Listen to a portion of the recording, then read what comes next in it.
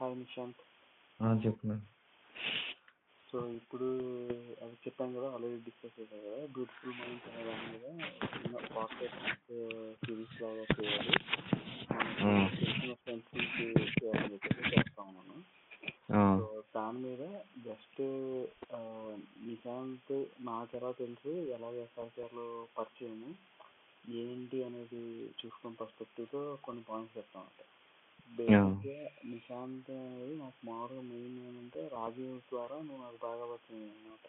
అది కూడా ఏ కాంటెక్స్లో అంటే ఫస్ట్ లైబ్రరీ, మా కాలేజ్ లైబ్రరీ ఇంట్రొడక్షన్లో ఉండేసి చేసుకునేదానికి తెలిస్తే నాకు పరిచయం అన్ని బుక్లు చదివేస్తాడు, మంచిగా ఆలోచిస్తాడు, ఒక స్పార్క్ ఉంది అనే పాయింట్లో రాజు నాకు పరిచయం చేస్తాడు. చూసి చేస్తే ఇంకొక సర్ప్రైజింగ్ పాయింట్ ఏంటంటే భాస్కర్ వచ్చి ఒకసారి ఒక ర్యాండమ్ బుక్, అంటే మెయిన్గా ఏంటంటే మన అకాడమిక్ సంబంధించిన బుక్ M1 M2 కాకుండా ఫస్ట్ ఇయర్లో వచ్చినప్పుడు జాయిన్ అయినప్పుడు ఒక ఏదో ఒక స్పెసిఫిక్ బుక్ గురించి, ఒక రచన గురించి అడిగితే నువ్వు వెంటనే ఇక్కడ లాస్ట్ రోలో ఈ షెల్ఫ్లో ఉండద్ది చూసుకో, అక్కడ ఉండొచ్చు అని చెప్పేసాను. నేను షాక్. మన లైబ్రరీ పెద్దది, అసలు నేను స్టార్టింగ్ వచ్చినప్పుడు నాకు లైబ్రరీలో అకౌంటే లేదు. ఫస్ట్ ఆఫ్ ఆల్ అసలు లైబ్రరీలో ఫస్ట్ నుంచి అకౌంటే తీసుకోలేదు.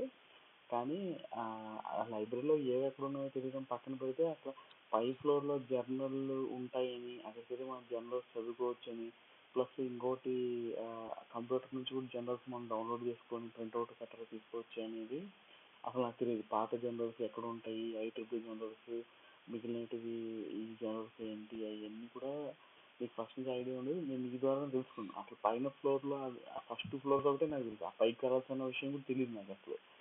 సో అది తెలిసి చూసుకొని చేసాను. అంటే అంత లెవెల్లో లైబ్రరీని వాడి యూజ్ చేసుకునేసి ఊరికే పైన తెలుసుకోవడం కాకుండా దాంట్లో ఉన్న బుక్స్ చదవడం అనేది ఇంట్రెస్ట్, నీకు బాగా ఐడియా ఉందనే విషయం అది నాకు బాగా స్ట్రైక్ అయిన పాయింట్ అనమాట. రెండో విషయం ఎక్కడంటే నాకు తెలిసి బీటెక్ 3rd ఇయర్లో అనుకుంటా కదా, నువ్వు రామిరెడ్డి రాజీవ్ కలిసి దీనికి ఇంటెల్ కాంటెస్ట్కి అప్లై చేశారు అనుకుంటా కదా, అప్పుడు ముందర వెళ్ళి ఉన్నారు కదా, ఫైనల్ ఇయర్ అనుకుంటా. Okay, final year, correct, final ఇయర్లో వెళ్ళారు, కరెక్ట్, ఫైనల్ ఇయర్లో పెట్టారు.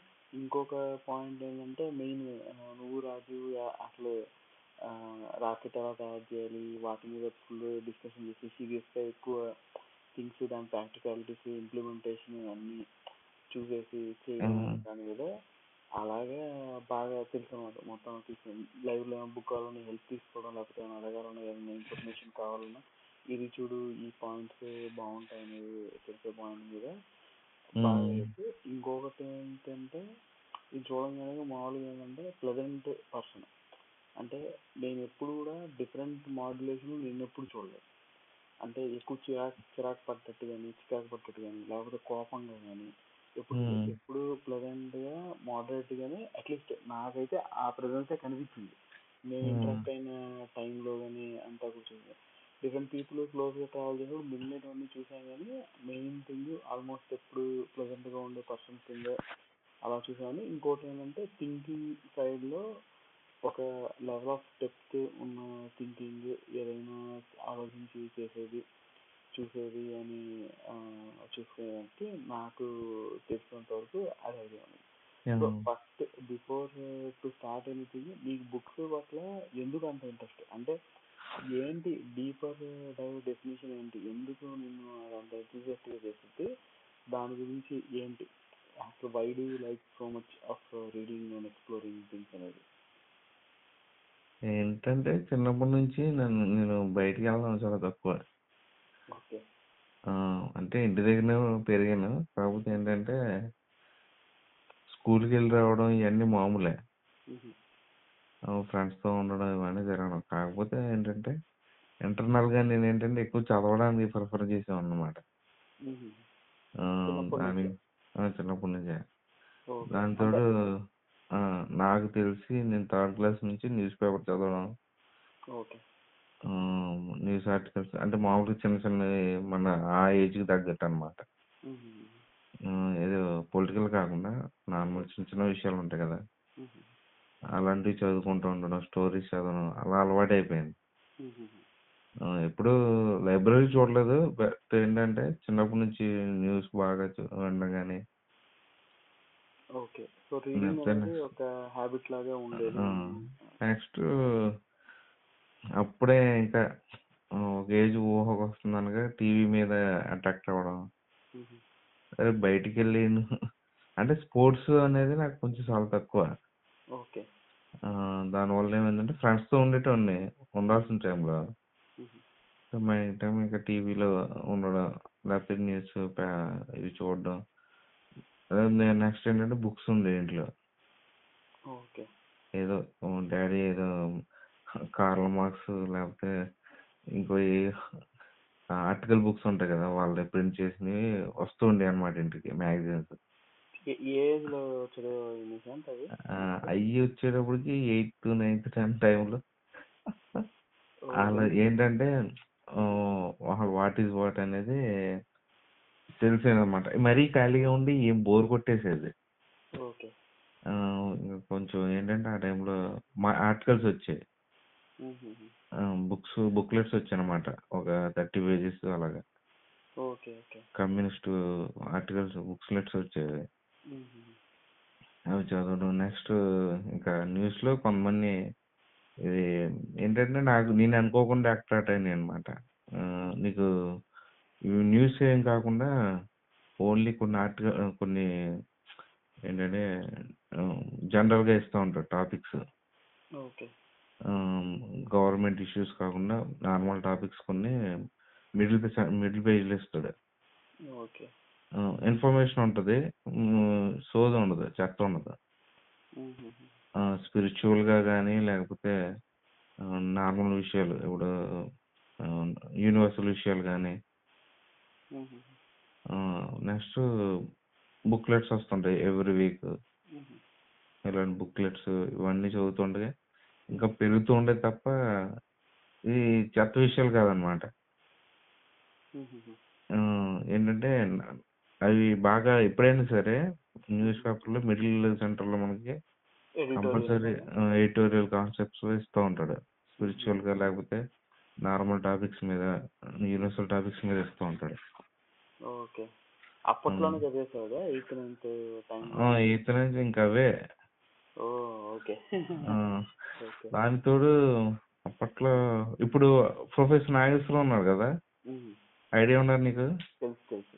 యూట్యూబ్ చేస్తూ ఉంటారు మంచిగా, పొలిటికల్ ప్లస్ వరల్డ్ హ్యాపెనింగ్స్ గురించి పెడతా ఉంటారు.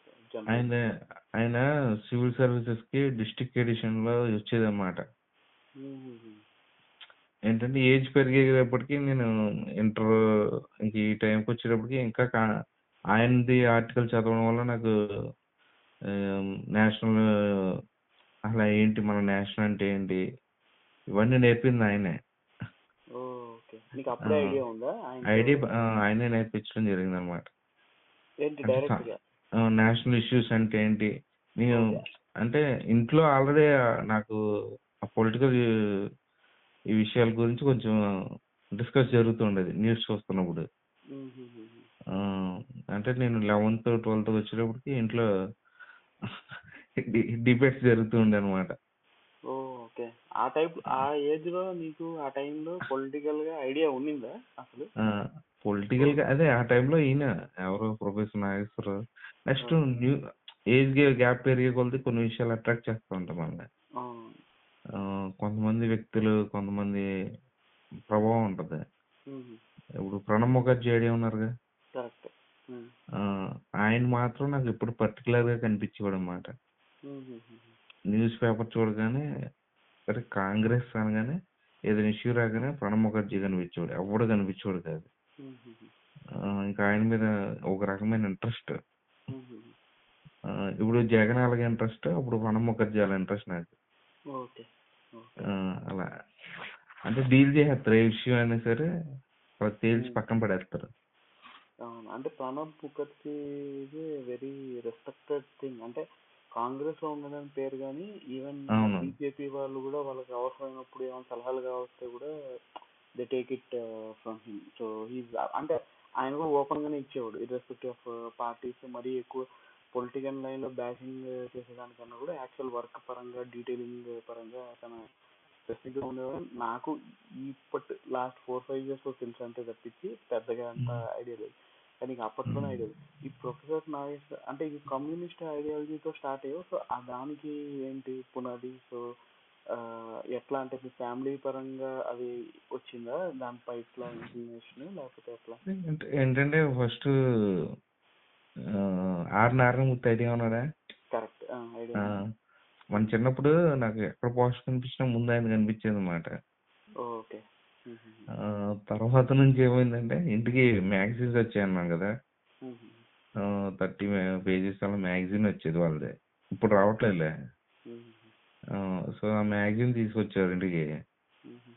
ఒక అంటే అప్పుడప్పుడు రెగ్యులర్ గా కాకపోయినా నాకు ఇప్పుడు ఏదైనా ఇంట్రెస్ట్ గా అనిపించినప్పుడు చదివేస్తూ ఉండేవాడిని. అది దాంట్లో ఏంటంటే వరల్డ్ ఇష్యూస్ ఉంటాయి. అంటే వాళ్ళు ఏంటంటే దాన్ని ఏమన్నారు, వర్క్ ఫోర్స్ ఉంటుంది కదా, ఆ వర్క్ ఫోర్స్ బేస్ చేసుకుని ఎలా ఉంటుంది,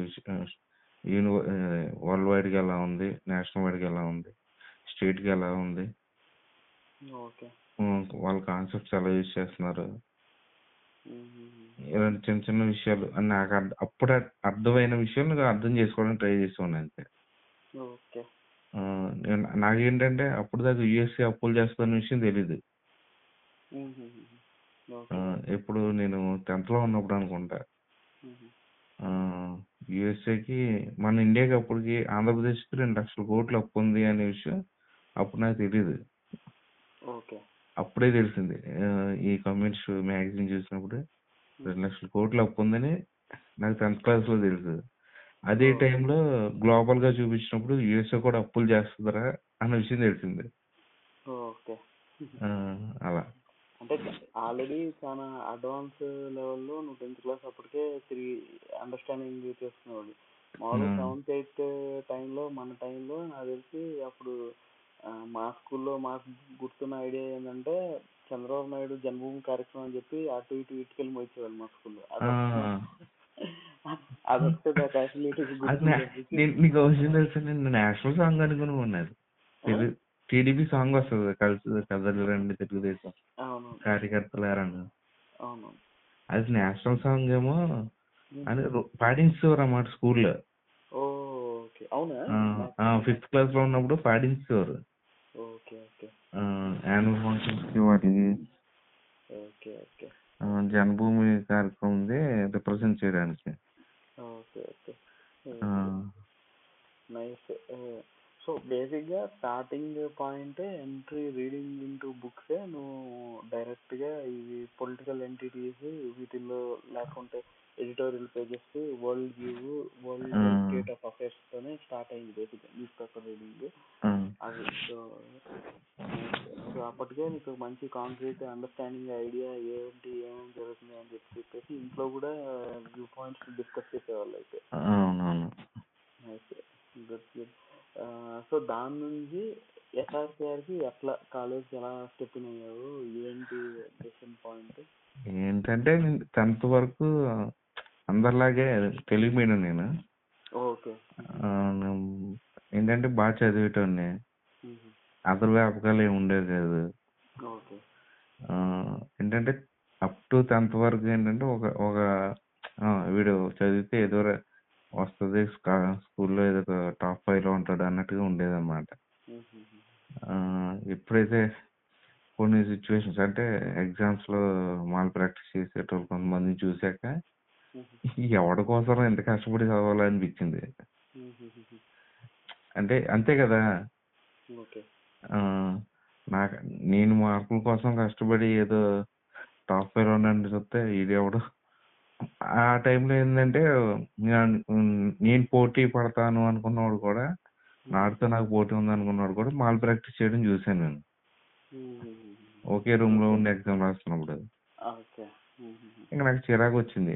సర్లే ఇంకా ఇక్కడ నుంచి ఏం చేయాలంటే జస్ట్ నా ఎడ్యుకేషన్ నేను చూసుకోవాలి, నేను ఇలా చదివితే చాలు, ఇన్ని మార్కులు వస్తే చాలు అన్నట్టుగా ఉండేది.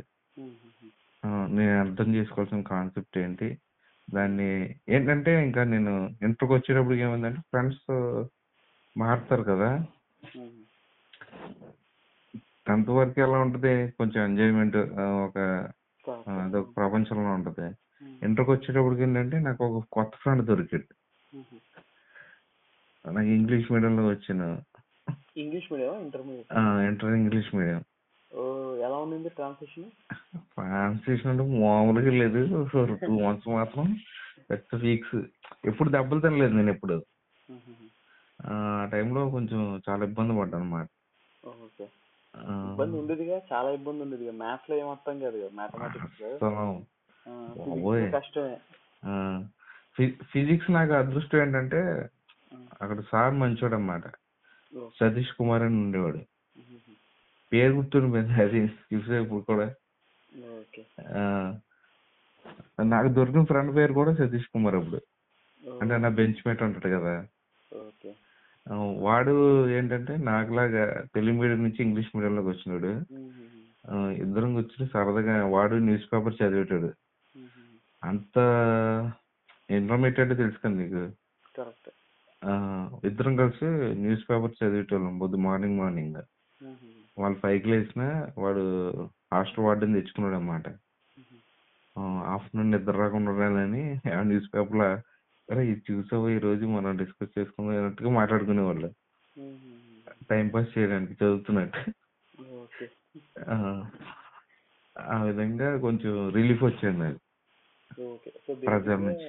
మీ లైన్ ఆఫ్ ఇంట్రెస్ట్ అది, దాన్ని టెక్నికల్ గా అనలైజ్ చేయడం, లేకపోతే డిస్కస్ చేసి వరల్డ్ అఫైర్స్ చేసి అట్లా అప్పుడు ఈ పొలిటికల్ ఆస్పెక్ట్ అంటే అసలు వ్యూ, అరే ఇలా కూడా ఉంటది ప్రపంచం, ఈ యాంగిల్ లో కూడా చూడొచ్చు అనేది ఆ ఫ్రెండ్ తో నాకు ఇంటరాక్ట్ అయ్యాక తెలిసింది. అట్ ద సేమ్ టైం అలాంటి వాళ్ళు ఒక 4-5 తాగడం డిఫరెంట్ ఐడియాస్ తోటి. అంటే చదవడం వరకు ఓకే, మరీ బోర్ కొట్టేస్తున్నాను చదవకూడదు అనుకున్నప్పుడు ఇలా డిస్కస్ చేసుకున్నాం అనమాట. అలా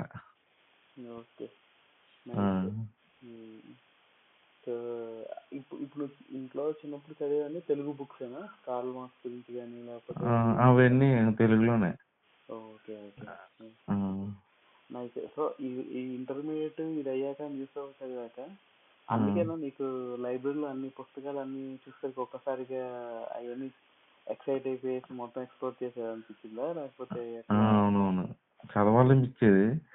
అంటే కొంచెం మరి అంటే నాకు ఇంగ్లీష్ మీద కొంచెం గ్రిప్ తక్కువే అప్పుడు ఆ టైంలో.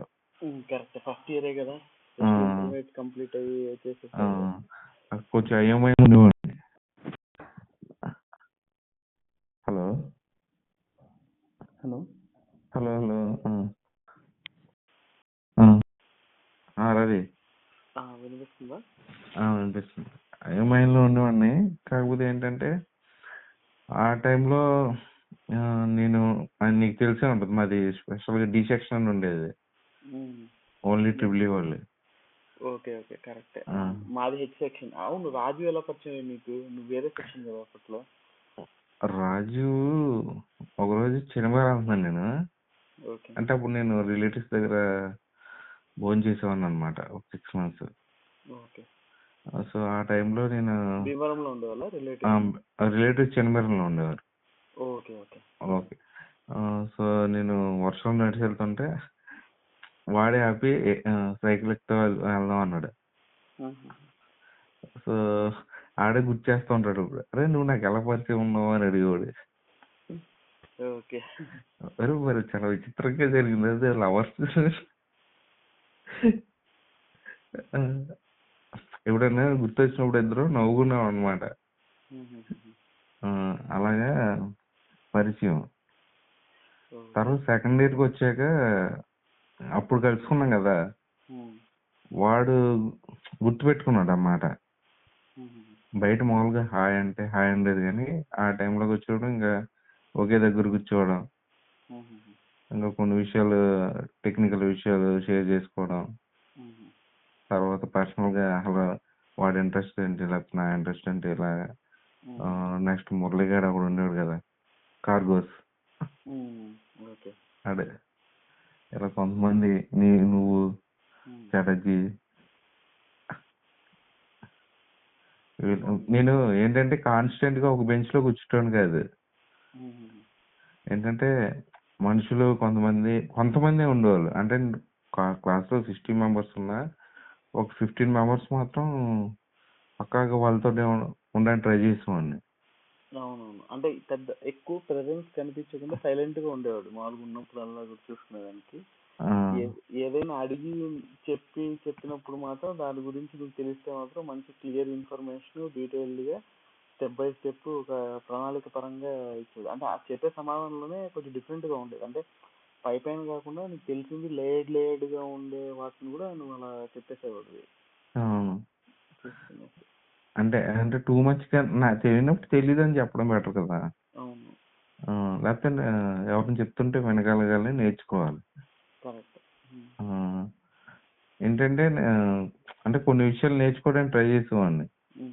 అసలు అసలు నేను నా ఊహ ఏంటంటే నేను ఒక పాత్ర వెళ్ళిపోదాం అనుకున్నాను. డిగ్రీ చేస్తే చాలు మనకి ఈ ఇంజనీరింగ్ ఎందుకు. అప్పటికి ర్యాంక్ ఎంసెట్ ర్యాంక్ 36,000 వచ్చింది. నేను పనికిరానేమో అనుకుని నేను ఇంకా డిఎన్ఆర్ ఉంది కదా, డిఎన్ఆర్ లో జాయిన్ అయిపోయాను ఓన్ గా. వెళ్ళి అప్లికేషన్ తీసుకుని 500 పెట్టి అక్కడే ఫిల్అప్ చేసేసి అన్నీ జరిగిపోయినాయి. ఏది ఎప్పుడు ఇంజనీరింగ్ జాయిన్ అవ్వకముందరా? ఇంజనీరింగ్ జాయిన్ అవ్వకముందే. అదే వాళ్ళు అప్లికేషన్ ఇచ్చేవారు అన్నమాట, నోటిఫికేషన్. మంచి కాలేజ్ అని నేనే అనుకున్నాను ఇంకా ఒక మంచి కాలేజే కదా ఇది డిఎన్ఆర్ అంటే అని చెప్పి. సో ఇక్కడ ఎంఈసిఎస్ అని ఉండేది, మ్యాథ్స్ ఎలక్ట్రానిక్స్ కంప్యూటర్ సైన్స్ అనుకుంటా. దాంట్లో జాయిన్ అయిపోయింది డైరెక్ట్. తర్వాత ఏమైందంటే ఎంసెట్ ర్యాంక్ వచ్చింది 36,000. ఒక పర్సన్ చెప్పాడు 36,000 అంటే నీకు రిజర్వేషన్ ఉంది కాబట్టి నీకు ఇంజనీరింగ్ సీట్ వస్తుంది. మా డాడీకి చెప్తే మా డాడీ ఇంకా మళ్ళీ డ్రాప్ చేసి డిగ్రీ ఇంకా రిజిస్టర్ అయిపోయాను. రిజిస్టర్ నెంబర్ అన్నీ వచ్చినాయి డిగ్రీలో. ఎంట్రీ ఫీజు మాత్రం పే చేశాను కాబట్టి అది వదిలేసి సర్టిఫికేట్స్ తీసుకుని వచ్చి కౌన్సిలింగ్ వెళ్ళాను అన్నమాట. అలా ఇంకా అక్కడి నుంచి నా ఇంట్రెస్ట్ లేదు. ఫాదర్ సర్లే ఏదో డిగ్రీ కదా అని చెప్పి నేను జాయిన్ అయ్యాను. సో అక్కడ ఏంటంటే నాకు కొంచెం ఇబ్బంది పడ్డాను. ఏంటంటే నేను అనుకున్న ప్రపంచం దగ్గరగా అంటే కొంచెం దూరంగా అనిపించింది ఇంజనీరింగ్. కొంచెం అంటే ఒక రకమైన ఫియర్ ఉండేది ఫస్ట్ ఇయర్ లో. ఇంగ్లీష్ మీడియం లో మారేసి రాయాలి ఎగ్జామ్స్. అక్కడ ఇంగ్లీష్ మీడియమే, కాకపోతే ఏంటంటే కొంచెం నేను అనుకున్న దానికంటే కొంచెం అడ్వాన్స్డ్ గా అనిపించేది నాకు. నెక్స్ట్ ప్రాక్టికాలిటీకి కొంచెం దగ్గరగా అంటే నేను తీసుకోవడానికి చాలా టైం పట్టేది అనమాట. ఏదైనా సబ్జెక్ట్ ఏదైనా సరే, తెలిసిన సబ్జెక్ట్ అయినా సరే. నేను చాలా మందిని చూసాను ఇంజనీరింగ్ కి స్టెప్ చేసేటప్పటికి తెలుగు మీడియం నుంచి ఇంగ్లీష్ మీడియం చేసేటప్పటికి చాలా స్ట్రగుల్ ఉంటుంది, చాలా గట్టి స్ట్రగుల్ ఉంటుంది. ఎందుకంటే ఆల్రెడీ ఎంతో కొంత టెక్నాలజీ అంతా మనకి ఇంగ్లీష్ లో వచ్చి ఉంటే ఇది చేయడం ఇట్లా హైలీ టెక్నికల్ సబ్జెక్ట్స్ మనం తీసుకుంటే కోర్ కదా. సో ట్రిపుల్ దాంట్లో ఉన్న సబ్జెక్ట్స్ వాటికి అర్థం చేసుకునేదానికి ఈ ట్రాన్సిషన్ లో ఉన్నది కొంచెం బాగా ట్రబుల్ అయ్యేది. అంత వర్డ్స్ స్పెల్లింగ్స్ వాటి మీదే ముందర ఎక్కువ ఫోకస్ ఉంటుంది అర్థం చేసుకునే దానికి చూసేదానికి. చాలా మంది ముందర నుంచి ఇంగ్లీష్ అంటే కొంచెం సునాయాసంగా అయ్యేది. ఆ కష్టం అనేది నీకు ఎప్పుడు బ్రేక్ అయినట్టు అనిపించింది నిశాంత్? అంటే ఫస్ట్ లో ట్రబుల్ అయినట్టు ఫీల్ అయ్యావు కదా, ఎప్పటి నుంచి నీకు okay I can understand I can make it అని నీకు ఎప్పుడు అనిపించింది? ఇప్పుడంటే నాకు ఫస్ట్ ఇయర్ కంప్లీట్ చేశాను కదా వితౌట్ అలాంటి బ్యాక్లాగ్ లెసన్ కంప్లీట్ చేసినప్పుడు నేను చదవగలను అని కాన్ఫిడెన్స్ వచ్చింది. సెకండ్ ఇయర్ లోకి రాగానే కొంచెం మోటివేషన్ దొరికింది. రవికుమార్ అని ఒక ఆయన ఉన్నాడు, గుర్తుందా? నెట్వర్క్స్ చెప్పాడు కదా, గుర్తుందా? పవన్ కళ్యాణ్ లాగా బిహేవింగ్ ఉండి కొంచెం గుర్తుందా? కరెక్ట్. గుంటూరు నుంచి వచ్చారు రవికుమార్ గుంటూరు నుంచి. అవునవును. సో అలాంటి వాళ్ళు మోటివేషన్ అదే వాళ్ళు చూడడానికి నార్మల్ గా ఉండేది కానీ కొంచెం చెప్పేటప్పుడు ఇలా కూడా అర్థం చేసుకోవచ్చు అనే విషయం అర్థమైంది అది. కొంతమంది చెప్పే విధానం ఇలా అయితే కొంచెం ఈజీ కదా. సో నెక్స్ట్ ఏంటంటే నాకు అర్థం కాలేదంటే పక్కన ఎవరన్నా ఉంటే అడిగేవాడిని. అప్పటికే అర్థం కాలేదంటే డైరెక్ట్ ఇంకా ఉంది కదా లైబ్రరీ ఉంది కదా, లైబ్రరీలోకి వెళ్ళి కూర్చుని మనకి అన్ని పీరియడ్స్ అలా ఉండేది కాదు కదా, ఒకేసారి స్కూల్లో ఉండేది కాదు. మార్నింగ్ 2 పీరియడ్స్ ఉంటే నెక్స్ట్ 2 పీరియడ్స్ ఖాళీ. ఫ్రెండ్స్ దగ్గరికి వెళ్ళాలంటే చాలా లిమిటెడ్ గా ఉండేది, ఎందుకు డిస్టర్బ్ చేయడం అని చెప్పి లైబ్రరీలో కూర్చుంటాను. అప్పటికి ఎక్కువ మంది ఇంకా పరిచయం అవ్వలేదు. సో అలా ఎక్స్ప్లోర్ అవుతుంటే నాకు బుక్స్ లో అసలు ఏమి ఉంటాయి, ఎక్కడ ఉంటాయి, మనవి కాకుండా ఇంకేమైనా తెలుసుకోవచ్చా అని అటు ఇటు ముందు మూవ్ అవుతుంటే బుక్స్ దొరికాయి అనమాట. అలా చూస్తూ ఉండడం. నెక్స్ట్ ఎవ్రీ వీక్ ఎవ్రీడే ఏంటంటే ఒక చిన్న పని చేసేటోండి. నాకు అర్థం కాని సబ్జెక్ట్ వెళ్ళి ఒకసారి చూసేటోండి. మైండ్ లో గుర్తుంటది, కాకపోతే కాన్సెప్ట్ ఎలా రాయాలి అనేది నాకు వచ్చిన లాంగ్వేజ్ లో.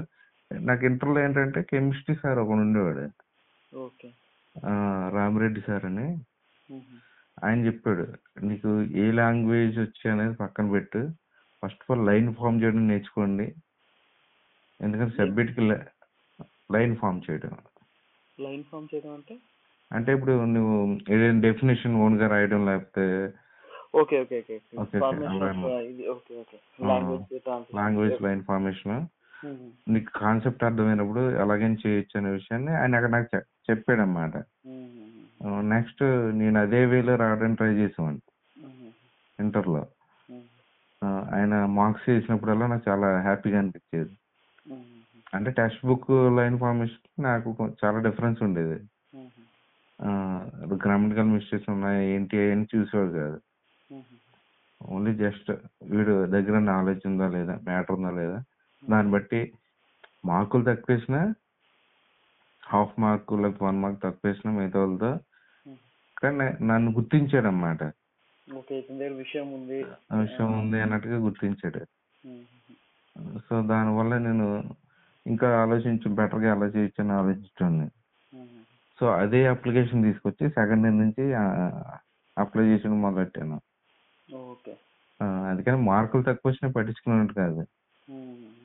ఓకే, నాకు సబ్జెక్ట్ ఇలా ఉంది కాబట్టి ఇలా రావడానికి ఛాన్స్ ఉంది కదా అని ఇంకా ఆ వేలో వెళ్ళాను. అలా అలా మెల్లమెల్లగా నేర్చుకుంటూ ఈ లోపల మణికంఠ గారు లైఫ్ కొంచెం హ్యాపీగా ఉండడానికి కారణం అంటే మణికంఠ గారు, భరత్ 33 భరత్, ఇలాంటి వాళ్ళు కొంతమంది, నాగేంద్ర, వీళ్ళు చూసినప్పుడు ఏంటంటే లైఫ్ లో ఎంజాయ్మెంట్ కూడా ఉండాలి, ఇలా ఉండాలి, ఇలాంటి జోక్స్ వేసుకోవాలి. మణికంఠ గారి జోక్స్ ఏంటంటే డార్క్. మణికంఠ, సాయి పాలకులు వీళ్ళే కదా అసలు ఆనిమించాలి కదా. దాని తర్వాత సైలెంట్ గా ఇంకెవరైనా వేస్తారంటే మన పిట్టగాడు మూర్తి. అది ఒక డిఫరెంట్ లెవెల్ హ్యూమర్. అంటే నేను ఒకటి చెప్తాను, మామూలుగా అయితే నేను గోదావరి సైడ్ ఇటు సైడ్ నాకు పెద్ద పరిచయం లేదు, చూసుకొని మంచి కాలేజ్ ఇప్పుడు వచ్చేసాను కదా. నాకు స్టార్టింగ్ లో వాయిస్ లో స్వీట్నెస్ నేను అర్థమయ్యేది, కానీ ఆ వేసే జోకు స్టార్టింగ్ లో అర్థం అవడానికి చాలా టైం పట్టేది చూసుకునేదానికి. ఇంకా దానికి తోడు మనకి ట్రిపుల్ జోక్స్ ఈ ఫ్లేవర్ ఒకటి ఉంది కదా, అవి అయితే ఇంకా టూ మచ్ ఉండేది. అంటే చూసి వెనకాల చూసుకుంటే కొన్నిసార్లు నా మీద వేసాడా ఓహో అలాగే అనుకునేవాడు అనమాట చూసుకోడానికి. ఇంకా ఫోను వెళ్ళే కొద్దీ ఈ అర్థం అనమాట. సో అది నైస్. సో వీళ్ళు నాగేంద్ర, భరత్ వీళ్ళంతా సెకండ్ ఇయర్ లోనా ఫస్ట్ ఇయర్ నీకు? Nagendra second year. Okay. Second year నుంచి పరిచయం. ఒక 2, 3 టైమ్స్ రూమ్కి వెళ్ళాను. రాజశేఖర్ తీసుకెళ్ళాడు. ఓకే. అలా నాగేంద్ర పరిచయం. తర్వాత నాగేంద్ర థింకింగ్ అయితే ఇంకా వేరే లెవెల్ డిఫరెంట్ అనమాట. అవును. సెకండ్ ఇయర్కే అలా కొంతమంది పరిచయం అవడం వల్ల ఏంటంటే ఎలా ఉండొచ్చు అనేది అర్థమవుతూ వచ్చేది.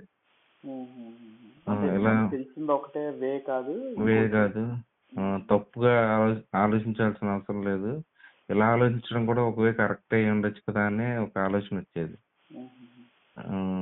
నెక్స్ట్ ఏంటంటే ఈ మ్యాగజైన్స్ ఇవి చదువుతూ ఉండేవాడిని కదా, వాటిలో అబౌట్ అంటే అంతకుముందు మళ్ళీ బ్యాక్ అయిన 16 years లో ఈ ఏజ్ అంటే మామూలుగా ఆ టైంలో మనం ఎక్కువ ఏం చదువుతాం అంటే అట్రాక్టివ్గా ఉండే చదువుతూ ఉంటాం. అంటే అప్పుడే బయటికి స్ప్రౌడ్ అవుతాం కదా బాగా. టూ మచ్గా అదే కొంచెం నేర్చుకోవాలి, ఇలాంటి విషయాలు వేరే ఉంటాయని నేర్చుకోవడం ట్రై చేస్తూ ఉంటాం కదా. సో అప్పుడు ఏమైందంటే నాకు కొంచెం డిఫరెంట్గా అంటే అరే ఈ అసలు స్పిరిచువల్గా ఆలోచించినప్పుడు ఇది వీళ్ళు కరెక్టేనా, వీళ్ళు ఫాలో అవ్వచ్చా లేదా, ఇలా ఆలోచించేవాడు అనమాట. దానికి తోడు చిన్నప్పటి నుంచి చర్చికి వెళ్ళేవారు ఫాదరు చర్చికి వెళ్ళమని ఫోర్స్ చేసిన సందర్భాలు ఉన్నాయి. వెళ్ళినప్పుడల్లా అక్కడ వినటం కంటే ఎంజాయ్మెంట్ ఎక్కువ ఉండేది నాకు. చుట్టూ ఉన్న జనాలు ఉంటారు కదా, వాళ్ళు కొంతమంది ఓవర్గా ఏంటంటే ఎక్సైట్ అయిపోతూ ఉంటారు.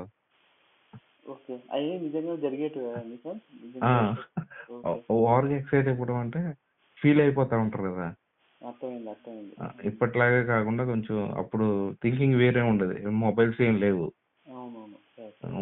ఆ పర్టికులర్ పర్సన్ అనేవాడు ఏం చెప్తున్నాడో దాన్ని బట్టి వీళ్ళు ఇమాజిన్ చేసుకుని ఓన్ చేసుకోవడానికి ట్రై చేసేటోళ్ళు.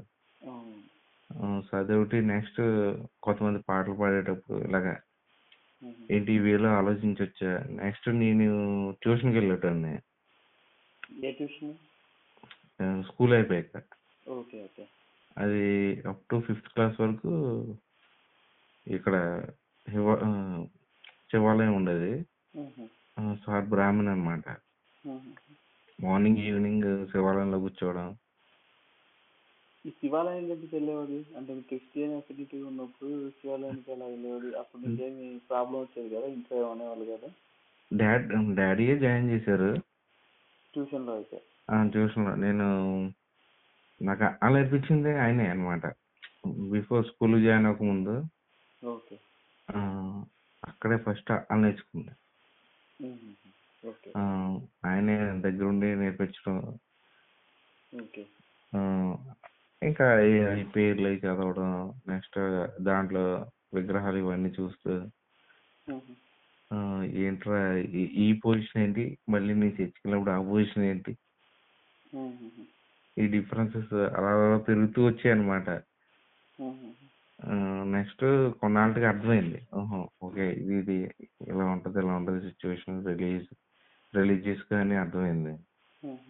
నెక్స్ట్ ఎప్పుడైతే నేను హిస్టరీ చదువుతూ ఉండేవాను కదా జనరల్ గా స్కూల్లో చదివేటప్పుడు నేను అప్లై చేసేవాడిని. సో సంఘ సంస్కర్తలు అంటే ఇప్పుడు ఎవరైనా ఉన్నారా, సోషల్ రిఫార్మర్స్ అంటే ఇప్పుడు నా కరెంట్ సిచ్యువేషన్ ఎవరున్నారు, ఎవరు నేను సోషల్ రిఫార్మర్స్ అనుకోవచ్చు, అలా చూసుకునేవాడిని. సో అంటే అప్లై చేయడానికి ట్రై చేసేవాడిని, సబ్జెక్ట్లో ఉన్నదాన్ని రియల్ లైఫ్ లో చూసడానికి ట్రై చేసేవాడిని. ఆ రోజు నా ఫ్రెండ్స్ ఫ్యామిలీ వాళ్ళు ఎవరైనా ఉన్నారా, లేకపోతే నాకు ట్యూషన్ చెప్పిన వ్యక్తి ఏంటి, అతని సిచ్యువేషన్ ఏంటి అంటే ఆ ఏజ్ లో కాకపోవచ్చు, నెక్స్ట్ ఏజ్ లోకి వచ్చేటప్పటికి థింకింగ్ పెరుగుతూ ఉంటది కదా, అలా అలా చూసుకుంటూ అన్నమాట. సో బేసిక్ గా నీకు ఆ టైంలో 3 things చెప్పావు. వన్ ఏంటంటే ఇన్హెరెంట్ గా born Christian family, following Christian family, అలాగే టెంపుల్కి అలా వెళ్ళేవాళ్ళవి డ్యూ టు సమ్ ట్యూషన్ ఫ్రెండ్స్తో పాటు అలా వెళ్ళాలి. ఇంకో పక్క ఏమో కమ్యూనిస్ట్ థింగ్స్ తెలుసు, దేంట్లో అయితే దేవుడినే నమ్మరు. సో నీకు అవన్నీ మిక్స్ కింద కన్ఫ్యూజన్ కింద ఉండేది కదా. అదే క్వశ్చనింగ్ జరుగుతూ ఉండేది కదా. ఓకే, నీకు క్వశ్చన్ చేయకుండా ఉంటే నాకు ప్రాబ్లం వచ్చి ఉండొచ్చు. ఇదేంట్రా అదేంట్రా లేకపోతే నార్మల్గా అవన్నీ మామూలుగా అని వదిలేసి ఉండొచ్చు. కరెక్ట్. ఎప్పుడైతే క్వశ్చన్ స్టార్ట్ చేస్తామో అప్పుడే మనకి ఓవర్ థింక్ అవ్వచ్చు, లేకపోతే నార్మల్గా హలో ఇంకో వేలో ఎలా ఆలోచించవచ్చు అనేది మెల్లమెల్లగా పెరుగుతూ వచ్చింది. ఓకే, విధానంలో డెప్త్ పెరుగుతూ వచ్చింది. నెక్స్ట్ సబ్జెక్ట్ వైజ్ గా చూస్తున్నప్పుడు హిస్టరీ ఇవి చదివేటప్పుడు ఓకే అప్పటి మనుషులు ఎలా ఉన్నారు కదా. నాకు ఏంటంటే చిన్నప్పటి నుంచి ఈ 8th 9th 10th వచ్చేటప్పటికి సోషల్ మేడమ్స్ లేకపోతే సైన్స్ టీచర్స్ వీళ్ళు ఉంటారు కదా, వాళ్ళు జనరల్ టాపిక్స్ కూడా అదే మామూలుగా టాపిక్స్ ఉంటాయి కదా, సబ్జెక్ట్ టాపిక్స్ వాటిని జనరలైజ్ చేస్తే ఎలా చెప్పారు అనేది, అప్లికేషన్ ఎలా ఉండేది అనేది చెప్తూ చెప్పేవాళ్ళు ఉండేవారు. మంచి టీచర్స్ ఉండేవాళ్ళు అయితే. మంచి బాగా ఓకే ఓకే, పెద్ద కష్టపడాల్సిన అవసరం లేకుండా ప్రాక్టికాలిటీ దగ్గరగా చూపించడం ట్రై చేసేవారు అనమాట. సో దాని వల్ల నేను సబ్జెక్ట్ ని ఎలా అప్లై చేయొచ్చు బయటకు వచ్చిన దాకా కూడా నేను ఆలోచించుతాను. అంటే క్వశ్చన్ చేయడానికి ట్రై చేసేవాడిని. అదే ఇంకా అన్నిట్లోనూ అప్లై చేస్తాను. క్వశ్చన్ చేస్తే ఎలా చేయాలి అన్న ఉద్దేశంలో చేస్తూ ఉంటాను. ఇంకా ఇంజనీరింగ్ లెవెల్లోకి వచ్చేటప్పటికి నాకు తెలిసి అప్పటికి పెద్ద బుక్స్ అంటే నేను చాలా తక్కువే, కాకపోతే ఎవరిదో జిడ్డుకి ఇష్టం ఉంది అనుకుంటా. ఇప్పుడు ఇంజనీరింగ్ థర్డ్ ఇయర్లోనే ఎప్పుడో అప్పుడే నీకు తెలుసా? మామూలుగా ఇది ఎవడో కొత్తగా ఉన్నాడు కదా అని చదివాను. ఏం అర్థం అవ్వలేదు కానీ కొన్ని లైన్స్ అర్థమయ్యి ఓహో ఆలోచించే విధానం ఇలా కూడా చేయొచ్చా అని.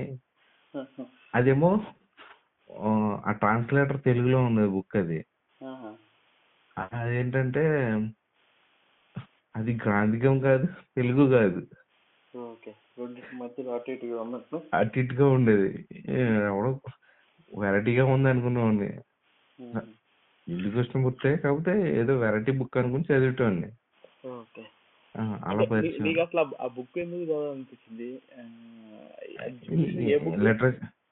జిడ్డు కృష్ణమూర్తి ఇదే at the feet of master something ఏదో అనమాట. అది తెలుగులో ట్రాన్స్లేట్ చేసి ఉండేది. అంటే తెలుగులో వేరే అయినా ట్రాన్స్లేట్ చేసింది. చదివితే చాలా డిఫరెంట్ గా ఉండేది అనమాట. నెక్స్ట్ శ్రీశ్రీ బుక్ ఒకటి చదివేటాన్ని. ఏంటంటే బుక్స్ చదవాల్సిన అవసరం నాకు ఎందుకు రాలేదంటే, తెలుగులో మనకి లాంగ్వేజ్ ఉంటుంది కదా 10th క్లాస్ వరకు, అక్కడ ఏంటంటే కొన్ని కథలు, నెక్స్ట్ సాంస్క్రిట్ ఒకటి సబ్జెక్ట్ గా ఉండేది. అక్కడ అసలు ఏంటంటే వీటన్నిటికీ క్వశ్చనింగ్ నాకు 8th క్లాస్లో వచ్చిందని చెప్పాను కదా, సంథింగ్ చదవడం ఇవన్నీ జరగడం అనేది. దానికి బేస్ ఎవరంటే సాంస్క్రిట్ సార్. అసలు ఇదంతా నాకు క్వశ్చనింగ్ రావడం కానీ, లేకపోతే స్పిరిచువల్ గా ఆలోచించడం, లేకపోతే ఇలా చేయడం అలా చేయడం, వీటన్నిటికి మూలం ఎవరంటే సాంస్క్రిట్ సార్. డిఫరెంట్ గా ఆలోచించడానికి కారణం రిలీజియస్ గా కానీ ఇంకే రకంగానే సరే.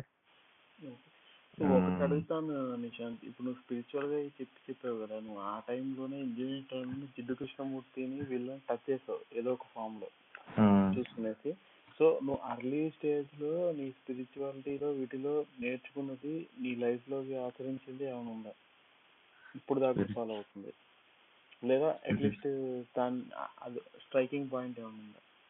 దాని మీద ఎప్పుడు క్వశ్చనింగ్ జరుగుతుంది. ఓకే, ఇది చెప్పింది కరెక్టా కదా, ఇది అప్లై అవుతా లేదా. ఇప్పుడు ఇప్పుడు ఇప్పుడు దేవుడు అనే కాన్సెప్ట్ వచ్చింది. మొన్నే నాకు ఒక 3 days 4 days బ్యాక్ చిన్న ఆలోచన వచ్చింది. నన్ను పుట్టించింది మా నాన్న అమ్మ కదా, మరి దేవుడు అని కూడా ఎక్కడి నుంచి వచ్చాడు నాకు. అంటే ఇప్పుడు నన్ను పుట్టించింది ఎవరు బయాలజికల్ గా? అనే క్వశ్చన్ వచ్చింది. మరి నేను అలాంటప్పుడు మళ్ళీ వీళ్ళెవరు కొత్తగా నన్ను క్రియేట్ చేసింది అన్న ఆలోచన వచ్చింది నాకు. ఓకే. అంటే జనరల్ ఆ లెవెల్ క్వశ్చనింగ్ నీకు అర్లీ స్టేజెస్ ఆఫ్ లైఫ్ లోనే వచ్చేసింది అని చెప్పి అంటున్నా చూస్తాను. అలాంటి క్వశ్చనింగ్ మళ్ళీ నాకు రైజ్ అయిందనమాట ఈ మధ్య కాలంలో. అది ఆన్సర్స్ దొరికాయా? ఆన్సర్లు అంటే సాటిస్ఫైడ్ ఆన్సర్లు అనమాట. ఇప్పుడు నాకు నా దృష్టిలో గాడ్ అంటే మా నాన్న అయి ఉండొచ్చు, అమ్మాయి ఉండొచ్చు అన్న ఒక క్వశ్చన్ మార్క్తో అక్కడతో చిన్న కామ పెట్టి వదిలేసాను.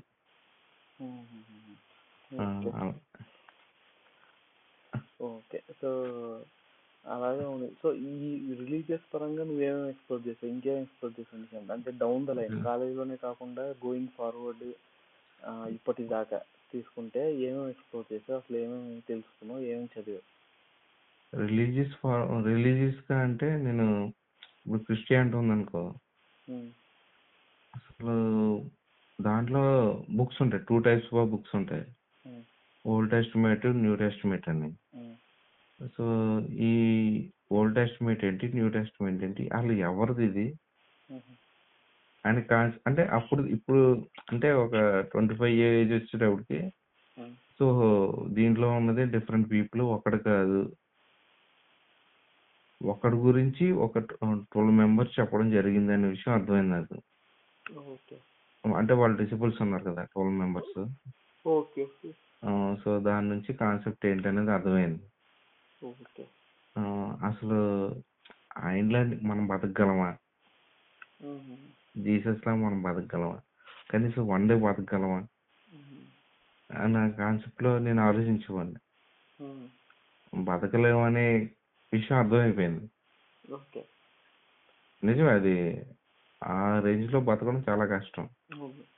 Next at the same time నేను శివాలయంలో ఉండడం వల్ల లార్డ్ శివ గురించి తెలుసుకోవడం ట్రై చేసేవాడిని. అసలు ఈ మనిషా లేకపోతే నిజంగా అదృశ్య రూపమా ఏంటి, ఇలాంటి విషయాలు అనమాట తెలుసుకోవడానికి ట్రై చేసేవాడిని. ఈ 2 కాకుండా అంటే ఆ పార్టీ 2 కాకుండా నాకు అప్పటిదాకా తెలియని విషయాలు ఏంటంటే క్యాస్ట్ అనేది ఎలా వచ్చింది, హిందూయిజంలోకి ఎలా వచ్చింది, అసలు ఏంటి, ఇవన్నీ తెలుసుకోవడానికి అదే 25 ఏజ్ 26 ఈ టైంలో నాకు కొన్ని బుక్స్ దొరికాయి. అట్ ద సేమ్ టైం నాకు అదే ప్యారలల్ గా అంబేద్కర్ ఏంటి, కాన్సెప్ట్ ఏంటి, ఏదైనా ఏంటి అనేది రిలీజియస్ వేలో అతను ఏం చెప్పాడు అనేది కొంచెం టచ్ అయింది అనమాట. అంటే మనుస్మృతి అనేది ఒకటి ఉంటది. సో రిలీజియస్ గా దీని ఇంపాక్ట్ ఏంటి హిందూ రిలీజియస్ మీద, ఇలాంటి విషయాలన్నీ తెలుసుకోవడానికి ట్రై చేశాను. ఓకే. ఇప్పుడు స్పిరిచువాలిటీని రిలీజియన్ని రెండింటిని ఎక్స్ప్లోర్ చేశాను. రెండింటికి సంబంధం ఉందా లేదా నీ ప్రకారం ఇప్పుడు అండర్స్టాండింగ్ చేసుకుంటే? స్పిరిచువాలిటీకి నాకు తెలిసి రిలీజియస్ కి సంబంధం లేదు. ఏంటంటే రిలీజియస్ అనేది మనకి జస్ట్ చిన్న ఇగ్నిషన్ అనమాట అంతే. దాంట్లో ఉన్న కాన్సెప్ట్ అర్థం చేసుకుని, అంటే ఇప్పుడు రిలీజియస్ అంటే మనకి డిఫరెంట్ గాడ్స్ వస్తారు. కానీ స్పిరిచువల్ విషయానికి వస్తే నువ్వే కదా మెయిన్. నీలో ఉన్న విషయాన్ని అర్థం చేసుకుని దాన్ని రిలీజియస్ గా పైకి తీసుకురావడం, అప్పుడే నువ్వు స్పిరిచువాలిటీ అనేది రిలీజియస్ కి అటాచ్ అవ్వగలవు. అలా కాకుండా ఓన్లీ ఏదో వేరే వెళ్తున్నాం కదా, ఏదో మనం ఒక రిలీజియన్ పాత్రలో వెళ్తున్నాం కాబట్టి స్పిరిచువాలిటీ అనేది ఇలా ఉంటది అనే ఒక గొర్రెలా కాకుండా రెండింటికి ఇంటర్ కనెక్షన్ ఏంటి అనేది తెలుసుకోవడానికి ట్రై చేసాం అనుకో. ఇప్పుడు లార్డ్ శివ అనేది తీసుకో, మనకి రిలీజియస్ లో ఆయన ఒక డిఫరెంట్ పార్ట్, మొత్తం విష్ణు బ్రహ్మ ఇలా అందరినీ చేస్తే సెపరేట్ చేసి పక్కన చూస్తే అతను ఒక డిఫరెంట్ పార్ట్.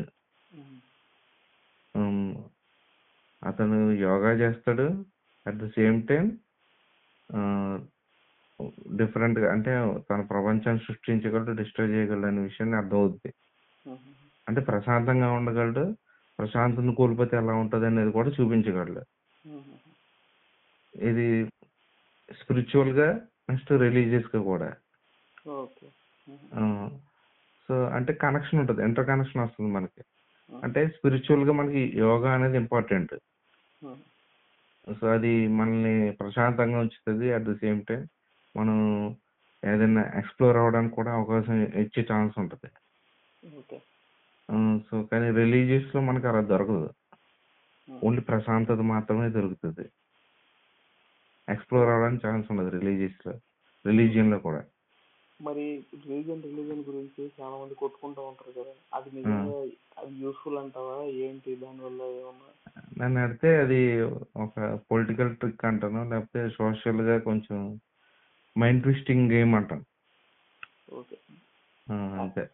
అంతే తప్పించి దానివల్ల ఒకరి గ్రేట్ అనుకోవడం వల్ల మనకి ఇండికేషన్ ఏం ఒరిగేది ఏం లేదు అని అడిగితే.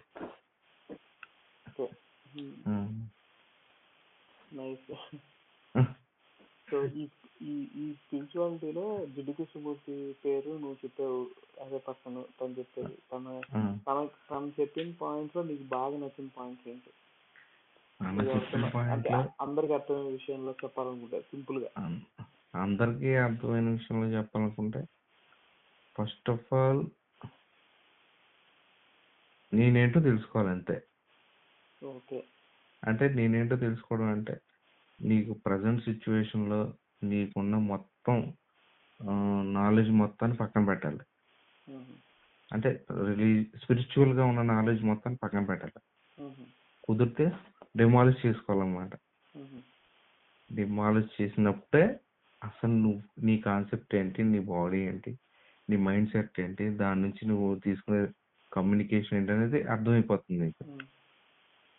సో ఒక రకంగా చెప్పాలంటే ఇల్లు పడగొట్టి కొత్త ఇల్లు కట్టుకోవడం, అది నీకు నచ్చిన విధంగా కట్టుకోవడం. ఎందుకు ఆల్రెడీ ఉన్న ఇల్లు ఎందుకు పడగొట్టాలి? ఎందుకంటే అవి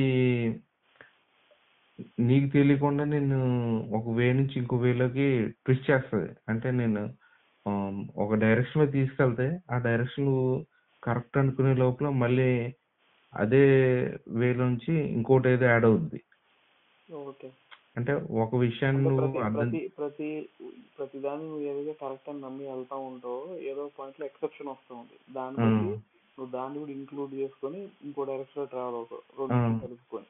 అట్లా నువ్వు మెచ్యూర్ అవుతా వస్తున్నావు అని చెప్పి అంతేనా? లేదు, అప్పుడు మనకి కన్ఫ్యూజన్ క్రియేట్ అవుద్ది.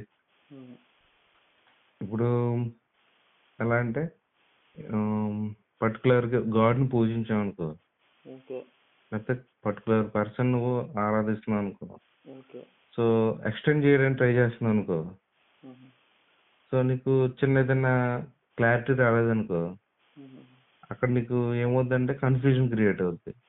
లేకపోతే నీకే ఇంటర్నల్ గా ఒక రకమైన ఫ్రిక్షనల్ సెట్ అనేది మైండ్ లో క్రియేట్ అయ్యి కొట్టుకోవడం స్టార్ట్ చేస్తాం. నమ్మొచ్చా లేదా ఈ డౌట్ లో ఉంటాం తప్ప అసలు విషయం ఏంటనేది అర్థం చేసుకోం. ఇప్పుడు ఎలా అంటే మనకి లార్డ్ శివ నుంచి అసలు ఏం నేర్చుకోవచ్చు అంటే నేచురల్ ప్రకృతి అనేది ఇలా ఉంటది, నేచర్ యొక్క మెయిన్ సోర్స్ ఎక్కడి నుంచి నేర్చుకోవచ్చు అంటే లార్డ్ శివ నుంచి నేర్చుకోవచ్చు. నాకు తెలిసి నేను చదివిన కాన్సెప్ట్ లో మెయిన్ గా అర్థం చేసుకున్నది ఏంటంటే లార్డ్ శివ అంటే నేచర్ అంతే.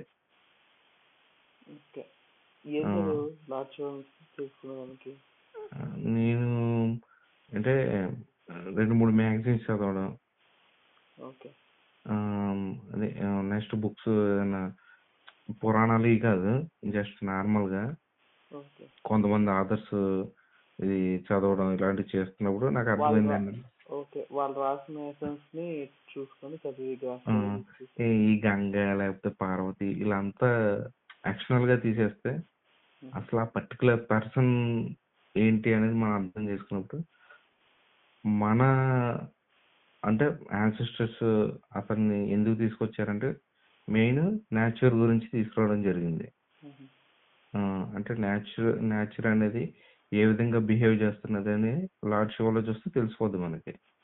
నేచర్ అనేది ఎంత ప్రశాంతంగా ఉంటుందో కోపం వచ్చినప్పుడు అంతే డిస్ట్రాయ్ చేస్తున్న విషయం లార్డ్ శివలో తెలుస్తుంది అనమాట. ఓకే, కాన్సెప్ట్ అది.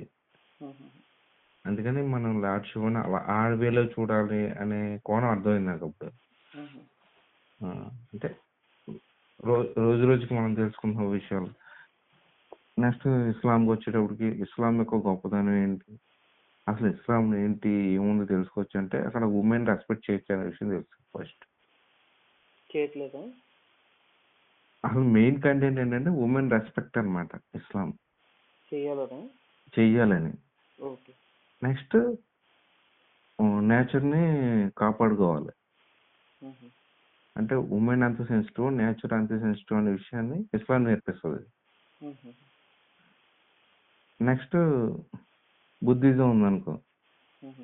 బుద్ధిజం ఏంటంటే ఓన్లీ మనకి గాడ్ అంటే ఇలా విగ్రహ ఆరాధన కాదు, ఏమీ కాదు, అది నీలో నుంచి బయటకు వచ్చి ఒక నిజం అనే విషయాన్ని, అంటే జిడ్డు కృష్ణమూర్తి చెప్పాడు కదా, అలాంటి కాన్సెప్ట్ ని కొంచెం డైరెక్ట్ వేలో ఉంటది అనమాట. సో అది బుద్ధిజం చెప్పడానికి ట్రై చేస్తూ ఉంటది. ఈ విధంగా ఉంటది. అంటే నేను టూ మచ్ లోపలికి వెళ్ళలేదు. అంటే ఒక పర్టికులర్ వేలో చూసాను అంతవరకే. ఇన్ డెప్త్కి వెళ్ళి ఓహో బుద్ధిజం అంటే ఇదా, ఇలా ఉంటదా, ఆయన ఇలా చేశాడు కాబట్టి ఇదే బుద్ధిజం అన్నది నేను నేర్చుకోలేదు. వాళ్ళ కాన్సెప్ట్ ఏం తెలుసు ఎందుకే, బుద్ధిజం కానీ లేకపోతే ఈ క్రిస్టియానిటీ కానీ వీళ్ళన్ని కాన్సెప్ట్లు ఏంటంటే ఎంజాయ్, ఏదో మా గురించి తెలుసుకోవడం, అదే మా రిలీజియన్ గురించి తెలుసుకోవడం కాదు, మేమేంటో తెలుసుకోవడానికి ప్రయత్నించండి అన్న ఒక క్వశ్చన్ ఉంటది. అది మర్చిపోతున్నారు జనాలు. అసలు ఎవరు చెప్పరు కదా రిలీజియన్ లో. చెప్పరు, ఎవరు చెప్పరు, ఎంత చెప్పరు, ఎక్కడ చెప్పరు. అంటే తమాషా ఏంటంటే మాట పూర్వకంగా చెప్తారు కానీ ఏదో అంతా ఏం లేదు, పరమాత్మలో లీనమవ్వాలి, మన లోపల పరమాత్మ అవన్నీ చెప్తారు. ఈ వేలు వెళ్తే ముక్తి మార్గం వస్తుంది, అవన్నీ చెప్తారు. ఈ మోక్షాలు వస్తాయి. అసలు మోక్షం అంటే ఏంది, రియల్ గా ముక్తి అంటే ఏందని ఎవ్వరు చెప్పరు. ఎవరు చెప్పరు. ఏదో తెలియని లాగా చూపిస్తారు, అదేదో మనకు తెలియదు కూడా, దాని డిస్క్రిప్షన్ దాని డెకరేషన్ యాడ్ చేస్తారు తప్పించి రియల్ గా అదని ఎవరు చెప్పరు. నిజంగా అలా చెప్పిన వాళ్ళు ఎవరైనా ఉన్నారా అంటే, ఒకళ్ళ పేరు నువ్వు జిడ్డు కృష్ణమూర్తి చెప్పావు, ఇంకోటి కొంతవరకు బుద్ధిజం చెప్పావు, ఇంకెవరైనా తగ్గలేదా అలాగే? అలా అంటే మన అంటే నీ అండర్స్టాండింగ్ నీ లైఫ్ లో చెప్పేవాళ్ళు ఇన్ టర్మ్స్ ఆఫ్ బుక్స్ కానీ లేకపోతే పర్సన్ అయితే నాకు అంత డీప్ గా దొరకలేదు. నీకు మన ఇండియా నుంచి వెళ్ళిపోయాడు కదా జాకిర్ నాయక్ అని ఐడియా ఉందా? వీళ్ళు టెర్రరిస్ట్ ని ట్రైన్ చేస్తున్నారని ఒక బ్లేమో లేకపోతే ఏదో మనకు తెలీదు. నేను ఆయన ఛానల్ ఉండేది అనమాట, పీస్ టీవీ అని ఛానల్ ఉండేది. కొన్ని రోజులు అట్రాక్ట్ అయింది దానికి. సో ఆయన కంపేర్ చేసేవాడు క్రిస్టియానిటీని ఇస్లాం తోటి, ఇస్లాంని హిందుత్వ తోటి కంపేర్ చేశాడు అనమాట. అంటే కాన్సెప్ట్స్, పలానా కాన్సెప్ట్ ఇలా ఉంటుంది, పలానా ఇలా ఉంటుంది, ఇలా ఉంటుంది. సో ఇదేంటో చాలా డిఫరెంట్ గా చెప్తున్నాడని కొన్ని రోజులు గమనించామండి. సో గమనించినప్పుడు కొన్ని విషయాలు కంపేర్ టు స్మాల్ విషయాలు, అంటే చిన్న చిన్న విషయాలన్నీ కంపేర్ చేసుకుంటూ వచ్చినప్పుడు కరెక్టే కదా, ఇలా కూడా ఉండొచ్చు కదా అన్న కాన్సెప్ట్ అర్థమైంది. సో అదే కాన్సెప్ట్ లో చూసినప్పుడు మీనింగ్ ఒకటే కానీ చెప్పే విధానం డిఫరెంట్ గా ఉండేది. సో ఆ విధంగా అలాగే ఇద్దరు ముగ్గురు చూశాను. అది కానీ ఒక్కొక్క రిలీజియన్ కి అదే తీసుకున్నప్పుడు వాటిలో ఉన్న స్పిరిచువాలిటీ మెయిన్ ఇలాంటి కంటెంట్ అనమాట. అంటే హిందుత్వలో విష్ణు ఎవరు, బ్రహ్మ ఎవరు, వీళ్ళ క్రియేషన్స్ ఏంటి ఏంటి, నెక్స్ట్ వాటి ప్రభావం కూడా ఎక్కువ ఉండేది. నెక్స్ట్ టీవీ చూస్తూ ఉన్నాను కదా, మూవీస్ లో కొన్ని మామూలుగా ఇవి జనరల్ విషయాలు తెలుసుకోవడానికి ఉపయోగపడే ఓల్డ్ మూవీస్ ఉంటాయి కదా, ఇప్పుడు అలాగా కొంచెం కలుపుతాలు ఉండేది కాదు, డైరెక్ట్ కాన్సెప్ట్ తీసుకొచ్చి దించేటోళ్ళు. ఇప్పుడైతే కొంచెం హాలీవుడ్ ఇంట్రెస్ట్ పడి వాళ్ళకి నచ్చినట్టుగా క్రియేట్ చేస్తున్నారు. అప్పట్లో అలా కాదు కదా, ఇప్పుడైనా ఓల్డ్ మూవీస్ వస్తే చూస్తూ ఉంటారు.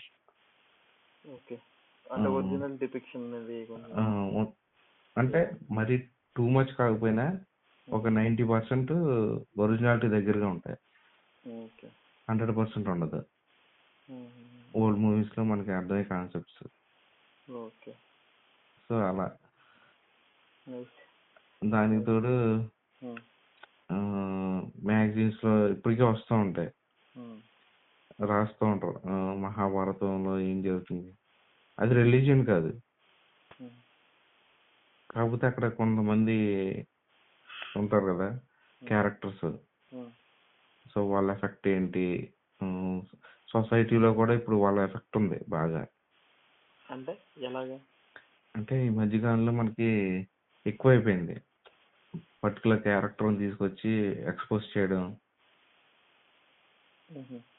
అంటే ఇప్పుడు మహాభారతం కానీ రామాయణం అసలు తప్పు అనుకోకు, అదొక ఎలా ఉంటుందంటే కింగ్ అంతే రాముడు,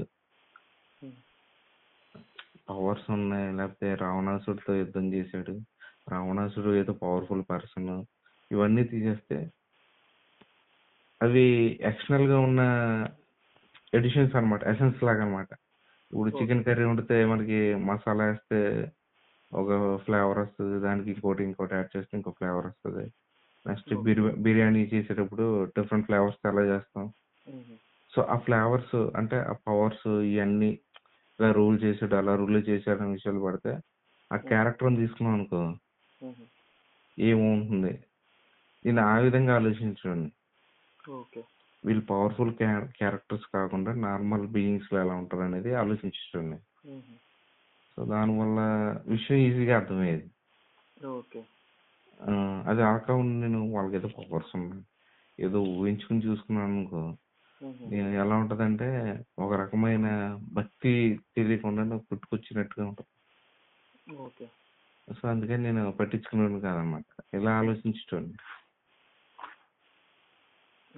సో దాని వల్ల అలా చేయడం వల్ల నీ రియల్ లైఫ్ లో నువ్వేమైనా ఇంబైబ్ చేసుకున్న నేచర్ గానీ కొన్ని ఏమైనా ఉన్నాయా అలాంటివి? ఇన్వైబ్ అంటే మరీ అంతకేం లేదు, కానీ అప్లై చేస్తే మాత్రం మనం ఉండలేం అలాగా. అదే అట్లీస్ట్ ఆ క్లారిటీ అయితే ఉంది నీకు, అంటే ప్రస్తుతానికి అయితే వాటిలో ఉన్న క్యారెక్టరిస్టిక్స్ ని నువ్వు గుర్తించావు, ఎలా ఉంటే బాగుంటుంది అనేది గుర్తించావు. కానీ నీకున్న స్టేట్ కి ఇప్పుడున్న దానికి అలా ఉండలేమని నీకు అనిపిస్తుంది. ట్రై చేసావా? ట్రై చేయడం అంటే అవి ట్రై చేయడం వల్ల ఏమవుతుందంటే మన కండిషన్ మనకు కోల్పోతాం అన్న విషయం అర్థమైంది. ఓకే, ఉన్న స్టేట్ లో ఉన్న బెటర్మెంట్ థింగ్ కూడా పోద్ది అనేది అనిపించింది. ఎందుకంటే అది వాళ్ళ క్యారెక్టర్ కానీ నా క్యారెక్టర్ కాదు కదా. అది అక్కడ నుంచి ఇన్స్పైర్ అవ్వచ్చు, కానీ వాళ్ళ క్యారెక్టర్ లో నేను బిహేవ్ చేస్తే నేను చచ్చిపోయినట్టు అవుద్ది ఇంటర్నల్ గా. బాగుంది, కానీ అట్లీస్ట్ విషయాన్ని అయితే సమగ్రంగా నువ్వైతే అర్థం చేసుకున్నావు. నీకు బేసిక్ థింగ్ చూసి చేస్తే ఏంటంటే అట్లీస్ట్ వేరే వాళ్ళని కాపీ కొట్టకూడదు, అట్లీస్ట్ వాళ్ళ దాంట్లో ఉన్న ఎసెన్స్ ని అప్రిషియేట్ చేయగలుగుతున్నాం దానికి. కానీ నీది నీ డైరెక్షన్ లోనే నువ్వు ఎక్స్ప్లోర్ చేయాలి, ఎందుకంటే నీకున్న కండిషన్స్, నీకున్న ఫెసిలిటీస్, ఉన్న పవర్ కానీ లేకపోతే శక్తులు కానీ ఏమైనా కానీ అవి different from what they possess are this thing. So ఆ బాగుంది చూసుకునేదానికి. సో ఇప్పుడు ఇన్ లైఫ్ లో 3 థింగ్స్ నువ్వు చెప్పలేదు, మన గ్రూప్ లో కూడా మెసేజ్ అడిగాను. ఒకవేళ 3 సలహాలు నీకు నువ్వు నీ పాస్ట్ సెల్ఫ్ కి ఇవ్వాలన్నా, లేదా జూనియర్స్ కి కాలేజీలో జూనియర్స్ కి ఇవ్వాలంటే నువ్వు ఏమిస్తావు? ఏమనుకుంటున్నానంటే ఫస్ట్ ఆఫ్ ఆల్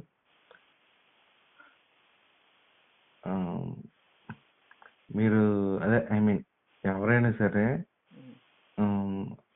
అంటే కెరీర్ గ్రోత్ కావాలని ఏమైనా అనుకుంటే పర్టికులర్ సిచ్యువేషన్ బట్టి బిహేవ్ చేయకుండా ఒక పాత్ అనేది క్రియేట్ చేసుకోమని చెప్తాను. అంటే తన ఇంట్రెస్ట్ ఏ వైపు ఉంది, దాన్ని బట్టి తనకి ఫ్యూచర్ ఉంటుందా లేదా, ఆ విధంగా వెళ్ళమని చెప్తాను నేను. అంతేగాని ప్రజెంట్ సినారియోని బట్టి ఇలా చేస్తే బాగుంటుంది, ఇలా చేస్తే ఉంటుందని నేర్చుకోవడం వల్ల ఇబ్బంది పడతారు. అప్పటికప్పుడు సర్వైవ్ అవ్వచ్చు, కానీ ఫ్యూచర్లో ఇబ్బంది పడే ఛాన్స్ ఉంటుంది.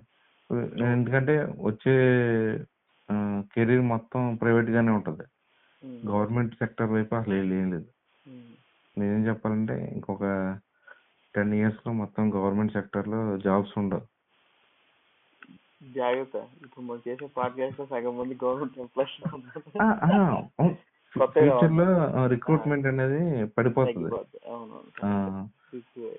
అంటే టెక్నాలజీ ఇప్పుడే ఇంట్రడ్యూస్ చేస్తున్నారు కదా. ఆల్రెడీ మనకి ఇండియన్ ఆర్మీకి రోబో డాగ్స్ వచ్చినాయి, ఇంట్రడ్యూస్ చేశారు ఈ ఇయర్లోనే. ఇంకా ఫ్యూచర్లో వెళ్తే ఇంకేమవుతుందో తెలియదు మనకి. హ్యూమన్ అవసరం ఉంటుంది, కాకపోతే ఆ ఇంటెలిజెన్స్ అనేది ఏ వేలో ఉపయోగించుకునే దాంట్లో హ్యూమన్ ఎఫర్ట్ తగ్గిపోద్ది, కానీ ఎక్కువ తీసుకోరు అలా. అందుకని కొంచెం ఆలోచించాలన్నమాట. నెక్స్ట్ ఏంటంటే చుట్టూ కొన్ని పరిస్థితులు మనల్ని ప్రభావితం చేస్తూ ఉంటాయి. ఇప్పుడు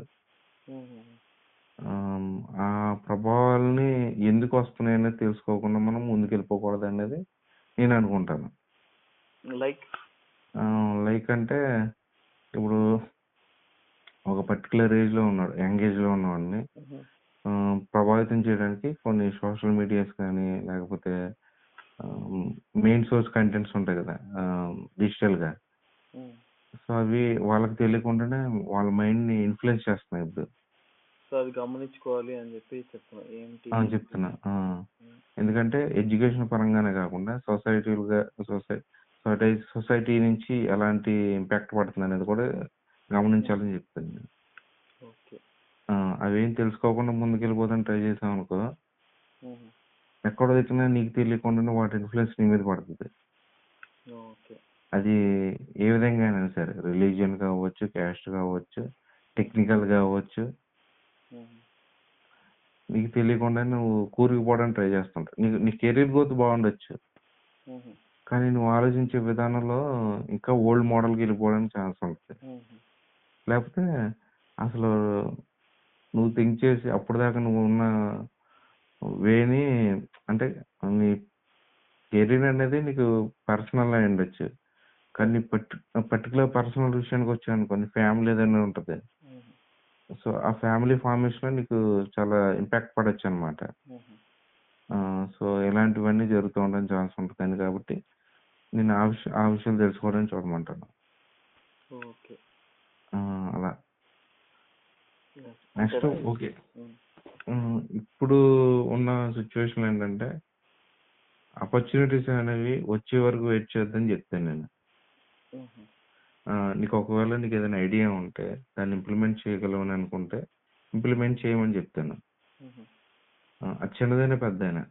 ఓకే, నీ వేలో నువ్వు ఒక ఎంప్లాయ్మెంట్ క్రియేట్ చేసే సిచ్యువేషన్ నీలో ఉందనిపిస్తే ఆ వేలో వెళ్ళమని చెప్తాను, కష్టపడైనా సరే. ఒకవేళ నీకు వెనకాల ఎకనామికల్గా సపోర్ట్ ఉంది, సౌండ్ ఉంది అంటే ఆ వేలో వెళ్ళమని చెప్తాను. అంటే 10 మందికి ఎంప్లాయ్మెంట్ క్రియేట్ చేయగల శక్తి ఉందా. అలా. నైస్, బాగుంది నిశాంత్, డెప్త్ ఉన్న సలహాలు. అలాగే మీ డెఫినేషన్ ఆఫ్ సరే, ఇంకో పాయింట్ ఏంటంటే 15 years 14 years బ్యాక్ కాలేజీలో ఉన్న నిశాంత్కి ఇప్పుడున్న నిశాంత్కి తేడా ఉందా? తేడా అంటే చాలా విషయాల్లో కాదు, కొన్ని విషయాలు బాగా తేడాగా, అంటే చేంజ్ వచ్చేసింది. అంటే అప్పుడున్న ఫైర్ అంతా ఇప్పుడు లేదు. ఓకే, అది మంచి పరిణామం అనుకున్నావా లేకపోతే? అంటే కొన్ని విషయాల్లో అవసరం లేదనిపించింది. నెక్స్ట్ నేను ఆలోచించే విధానంలో చిన్న చేంజ్ చేస్తే బాగుంది అనిపించింది. అంటే దానికి మరీ ఇంపాక్ట్ పడలేదు, కానీ సో నేను ఒకవేళ ముందుకెళ్ళడానికి ఉపయోగపడింది. నెక్స్ట్ నేను అనుకున్న దారిలో వెళ్ళగలిగాను, అది దానివల్ల నేను పెద్ద బాధపడలేదు. అది. మీ డెఫినేషన్ ఆఫ్ హ్యాపీనెస్ ఏంటి నిశాంత్? నీ డెఫినేషన్ ఆఫ్ హ్యాపీనెస్ ఏంటి ఇన్ లైఫ్? హ్యాపీనెస్ అంటే ఎప్పుడైనా మన పక్కోడికి వెళ్తూ ఉండొచ్చు, ఓకేనా? లేకపోతే ఇంకోటి ఎవడో ఏదో డైలాగ్స్ చేస్తూ ఉండొచ్చు, లేకపోతే మనల్ని మానసికంగా ఏంటంటే ఫిజికల్గా కంటే మానసికంగా ఇబ్బంది పెట్టడం ట్రై చేస్తూ ఉండొచ్చు. ఏవైనా జరగచ్చు. అట్ ద సేమ్ టైం మనకి ఇంకొక వే ఉంది. అంటే మనం ఎంత చీకట్లో ఉన్నా సరే ఒక చిన్న స్పార్క్ అనేది ఉంటుంది, లైట్ అనేది. సో దాన్ని చూడగలిగితే నువ్వు చాలా హ్యాపీగా ఉంటావు అనమాట. ఓకే. అంటే మానసికంగా నువ్వు ఫిజికల్గా ఎంత స్ట్రాంగ్గా ఉన్నా గొప్పడు కాలేవు, ఓకే? మెంటల్గా స్ట్రాంగ్గా ఉన్నప్పుడే నువ్వు హ్యాపీగా ఉండగలవు. సో మనం ఎప్పుడైనా సరే డార్క్ స్టేజ్లో ఉన్నప్పుడు లేకపోతే డిగ్రేడ్ స్టేజ్లో ఉన్నప్పుడు నేను సపోర్ట్ చేసే వాళ్ళు ఉంటారు కంపల్సరీ. సో ఆ రే ఆఫ్ హోప్ అనేది వాళ్ళే అనమాట. వాళ్ళ సైడ్ నుంచి చూసుకోగలిగితే నువ్వు హ్యాపీనెస్గా ఉంటావు. ఓకే. నెక్స్ట్ అందరూ అనుకున్నట్టు మనీ, అదే సీను చెప్పాడు కదా మనీ, ఇవన్నీ ఎక్స్టర్నల్ కాన్సెప్ట్స్. అంటే అవసరం, కాకపోతే మరి టూ మచ్ అవసరం లేదన్న విషయం తెలియాలంటున్నాను నేను. నెక్స్ట్ మెటీరియలిస్టిక్గా ఎక్కువగా ఉండక్కలే. సో ఇవన్నీ తగ్గించుకున్నప్పుడే మనం ఆటోమేటిక్గా హ్యాపీగా ఉంటాం అన్నమాట. హ్యాపీనెస్ కి వీటికి పెద్ద సంబంధం లేదని సంబంధం లేదు. ఓకే. అవసరానికి వాడుకుంటే చేసేదా ఉంటే సరిపోదు. అంటే ఎప్పుడైతే మనం టూ మచ్ గా ఆలోచించి ఏదైనా మెటీరియల్ గా ఆలోచించామనుకో, నీకు ఆటోమేటిక్ గా మైండ్ లో ఫైటింగ్ జరుగుతూ ఉంటది. దానివల్ల కరప్షన్ అనేది క్రియేట్ అవుతూ ఉంటది. నెక్స్ట్ అసలు ప్రిఫరెన్స్ ఏంటనేది, ఆర్డర్ ఆఫ్ ప్రిఫరెన్స్ ఏంటనేది నీకు అర్థం కాదు లైఫ్ లో. ఓకే. దానివల్ల నీకు హ్యాపీనెస్ అనేది దొరకదు. సో అది నేను చెప్పాను. ఇంకోటి ఏదన్నా 3 నీ must read books in life time చెప్పాలంటే నువ్వేం చెప్తావు? మస్ట్ రీడ్ అంటే నేను పాలో కోహెల్హో ఉంటది కదా, ఆల్కెమిస్ట్ అనే బుక్ ఉంటది. నీ జీవితం ఎక్కడ ఉండదు, నీ కాళ్ళ కింద ఉన్నట్టు చెప్తాడు ఫైనల్ గా. చదివా ఎప్పుడన్నా? తెలుసు, చూసా. ఆల్కెమిస్ట్ చదువు ఒకసారి, తెలుస్తుంది నీకు. అప్పటిదాకా వాడు పాకులాడుతూ ఉంటాడు. చివరికి వచ్చి ఆ పుస్తకం చివరి చదివేటప్పటికి ఎవడో వచ్చిన చెంప మీద పాకుని పీకినట్టు అనిపిస్తుంది, ఎవడో వచ్చి కొట్టినట్టు ఉంటది. అలా ఉంటది అనమాట ఆ బుక్. ఫిక్షన్ బుక్, స్టోరీ కానీ బాగుంటుంది. స్పిరిచువల్ గానే కాదు, అది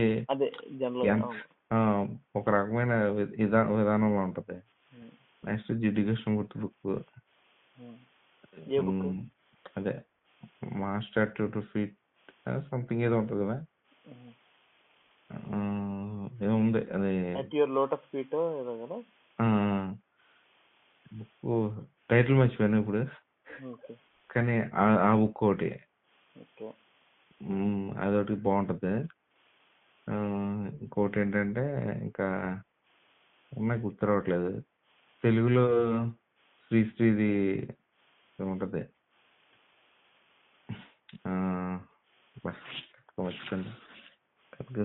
కాదు ఇదే మహాప్రస్థానం. మహాప్రస్థానం చదివి కరెక్ట్గా అర్థం చేసుకుంటే ఇంకేం అక్కర్లేదు మనకి. అంటే మరీ అన్ని కాదు, దాంట్లో కొన్ని మనం ఏంటనేది పర్సనల్ గా అన్నమాట. అది ఎప్పుడు చదివినా ఇంటర్నల్ గా బర్న్ అవుతాం అన్నమాట. ఏ ఏజ్ లో చదివినా సరే కంపల్సరీ బర్న్ అవుతావు. అంటే బర్న్ అవడం అంటే నీకు తెలియకుండా ఎనర్జీ పుట్టుకొస్తుంది బయటికి మహాప్రస్థానం చదువుతూ ఉంటాయి. మహాప్రస్థానమా మహాభారతం చెప్పింది? మహాప్రస్థానం. అది బాగుంది. నువ్వు చెప్పే బుక్స్ ఇంకా ఉంటే నీకు మరీ పర్సనల్గా కావాలనుకుంటే ఉమ్, మన పివి నరసింహరావుది బుక్ ఉంటుంది, ఆటోబయోగ్రఫీ. ఓకే. అది ఇండియాలో బ్యాన్ చేసి ఈ మధ్యన మళ్ళీ ఆ బ్యానింగ్ అనేది తీసేశారు. ఆయన బుక్ ఉంటుంది, ఇన్సైడర్, ఓకే. పివి నరసింహరావు. అది అంటే నీకు అన్ని ఆటోబయోగ్రఫీలకి చాలా డిఫరెంట్ అనమాట. అది ఆయన లైఫ్లో ఏది ఎక్కడ నీకు ఏది ఇమాజిన్ చేసి రాసినట్టుగా ఉండదు, చదువుతుంటే తెలిసిపోతుంది నీకు. అంత బాగుంటుంది ఆ బుక్. ఓకే. ఎందుకు బ్యాన్ చేశారు అనే విషయం నీకు అర్థమవుతుంది. అదనమాట. ఓకే. ఇన్స్పైర్ చేసిన పీపుల్ నిశాంత్ ఎవరు ఉన్నారా వీళ్ళు, ఏదైనా అంటే రిలీజియస్ పరంగా కానీ లేకపోతే ఓవరాల్ లైఫ్ టైం ఇన్స్పైర్ చేసిన people, living or dead, anybody? అదే బాగా చెప్పుకోవాల్సిందంటే నన్ను ఫస్ట్ ఇన్స్పైర్ చేసిందంటే గంగవరం సుబ్బారాయుడు అని ఒక ఆయన teacher, Sanskrit sir. Okay. First ఆయనే. ఇంటర్మీడియట్ లోనా? లేదు, 6th క్లాస్ నుంచి. 6th క్లాస్ నుంచి సాంస్క్రిట్ ఉండేదా? సాంస్క్రిట్ ఉండేది 6th క్లాస్ నుంచే? 6th క్లాస్ నుంచి. అబ్బో. నేను చదవనరా బాబు, నేను అసలు నాకు రావద్దు, ఆ పాఠాలు తిరగట్లేదురా అంటే ఒక 1 month తర్వాత నాతో 30 శ్లోకాలు చెప్పించాడు. సార్లు అతను కూర్చోబెట్టి ఇది ఇవాళ 30 శ్లోకాలు చెప్తాడు వినండి అని, ఆపకుండా. అంతలా ట్రైన్ చేస్తానండి 30 days, అదే ఒక 1 month ఆఫ్టర్. ఏం లేదు అంటూనే. ఏంటంటే ఆయన పక్కన ఆయన మ్యాథ్స్ చెప్పేవాడు. నెక్స్ట్ ట్రేడింగ్, మనకి ఐడియా ఉంది కదా, ట్రేడింగ్ షేర్స్ అవి ఐడియా ఉంటుంది కదా. అప్పటికి మనకి మొబైల్స్ అవి ఏమీ లేవు. ఆయన ఏం చేసేటాడంటే న్యూస్ పేపర్లో వచ్చే ఉంటాయి కదా, అప్పుడు న్యూస్ పేపర్లో ఇచ్చేటోళ్ళు షేర్ మార్కెట్ ఎలా ఉంది అనేది. ఆయన ఏదో చూసేటాడు, నాకు అర్థమయ్యేది కాదు. సార్లు కొంతమంది షేర్స్ పెట్టి ఇన్వెస్ట్ చేసేవాళ్ళు, వాళ్ళకి అర్థమయ్యేది కాదు, ఈయన దగ్గరకు వచ్చి చెప్పించుకునేవాళ్ళు అన్నమాట. ఆయన న్యూస్ పేపర్ చూసి ఈ ఇలా ఉందని మార్కెట్ ట్రెండ్స్, వీటిలో ఇన్వెస్ట్ చేయాలని చెప్పేటోడు. ఆయన పక్కనే కూర్చుంటాను నేను. ఆయన ఎప్పుడు క్లాస్లో కూర్చోడు, బయట బెంచ్ ఉంటుంది, ప్లస్ స్టాఫ్ రూమ్లో కూర్చోడు. అందరికి దూరంగా ఉండి అక్కడ కూర్చుంటాడు. నా ఖాళీ ఉన్నప్పుడు నా పక్క వచ్చి కూర్చో అంటాడు. ఆ విధంగా ఆయనతో ఒక 2 years పనిచేశాను అన్నమాట. అంటే 6th 7th అలా. ఏ విషయంలో ఇన్స్పైర్ చేశారండి? ఇంకా ఇష్టం నీకు బేసిక్గా ఓవరాల్ ఇష్టం? అండ్ థింకింగ్ నాకు అలవాటు చేశాడు, డిఫరెంట్ గా ఆలోచించడం. శిష్య ఎలా కాదురా, ఎలా ఆలోచించాలి, అలా ఆలోచించకూడదు, ఆయన దగ్గరే నేర్చుకున్నాం అన్నమాట. ఇప్పుడు అందరూ రాముడు గొప్పవాడు అంటాడు, మామూలుగా అందరూ. ఆయన రామనాసుడు పర్స్పెక్టివ్ ఎలా ఉండేది, అసలు అతను గొప్పవాడు ఎందుకు ఓడిపోయాడు తెలుసా నీకు అని అడిగాడు. ఆ ఏజ్ లో నాకేం అర్థమవుద్ది. ఆయన చెప్పిన విషయం ఏంటంటే భయం రా శిష్య, అంతేకాని రాముడు బాణాలు వేసి తెచ్చుకోవడం కాదు అని ఒక కోణం చూపించాడు. అంటే అప్పుడు దాకా మనం ఎలా చూస్తాం టీవీలో కానీ ఎక్కడైనా, రాముడు బాణాలు వేసాడు, రావణాసుడు చచ్చిపోయాడు, ఈ కోణమే చూస్తుంటాం. అక్కడ భయం అనే కోణం ఉంది, ఆ భయంలో అతడు తను కోల్పోయాడు విషయాల్ని, తన గురించి తను తెలుసుకో ఉన్న స్ట్రెంత్ మర్చిపోయాడు.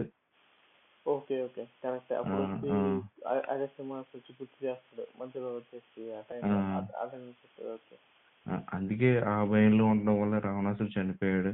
ఇలా డిఫరెంట్ గా చెప్పడం స్టార్ట్ చేసింది ఆయనే. అలా అంటే మనుషుల్ని చూసే విధానంలో ఫస్ట్ స్టెప్ అక్కడ పడింది నాకు. ఉమ్. దృక్కోణం మారింది అని చెప్పి అంతే.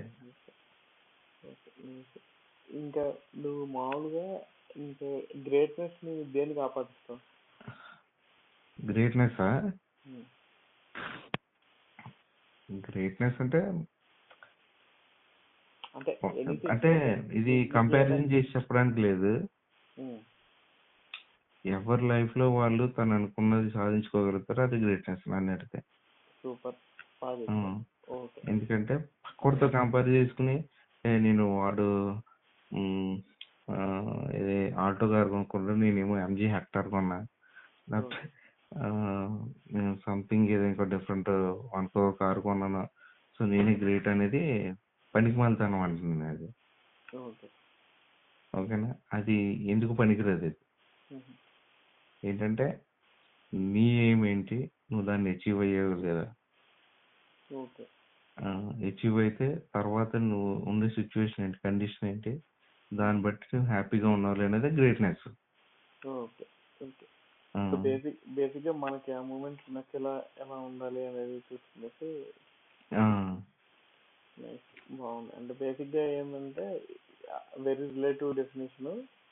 మనం అనుకునేది, మనం పెట్టుకున్న గోల్ ఏదైతే ఉందో, లేకపోతే ఎట్లా ఉండాలనుకుంటున్నాం అది ఉంటే అచీవ్ అయితే సరిపోతుంది.